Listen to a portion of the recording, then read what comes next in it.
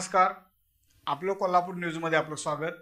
पाहूया आजच्या विशेष बातम्या। पन्हाळा तालुक्यातील कळे येथील मंडलाधिकाऱ्याकडून सर्वसामान्य जनतेची राजरोस लूट सुरू असून नवीन आलेले मंडल अधिकारी एस घोदे यांनी विविध शेतकऱ्यांच्या सुलभ शेतीच्या कामांना अडचणी दाखवून जणू अडचणी आता सुटणार नाही असा भास निर्माण केला। त्यामुळे अडकलेल्या शेतकरी बांधवांकडून कामासाठी विनवणी केली जायची। यानंतर हेच होणार नाही असे काम मात्र पैसे दिले की पटकन केले जायचे। मंडल अधिकाऱ्यांच्या या वागणुकीला कळे परिसरातील शेतकरी बांधव अगदी वैतागला होता। विविध पक्षाच्या स्थानिक लोकप्रतिनिधी यांनी सुद्धा वरिष्ठांकडे तक्रारी केल्या होत्या।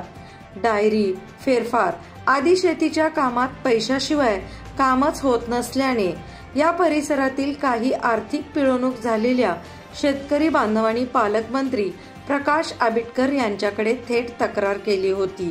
हा गंभीर विषय पालकमंत्र्यांच्या लक्षात येताच त्यांनी जिल्हाधिकारी यांना चौकशी करून थेट कारवाई करण्याचे आदेश दिले आहेत। तर जिल्हाधिकारी यांनी पन्हाळा प्रांताधिकारी यांना आदेश दिले आहेत। यामुळे कळे परिसरात या मंडल अधिकाऱ्याच्या कारभाराची चर्चा सुरू असून तातडीने कारवाई करावी अशी मागणी जोर धरत आहे।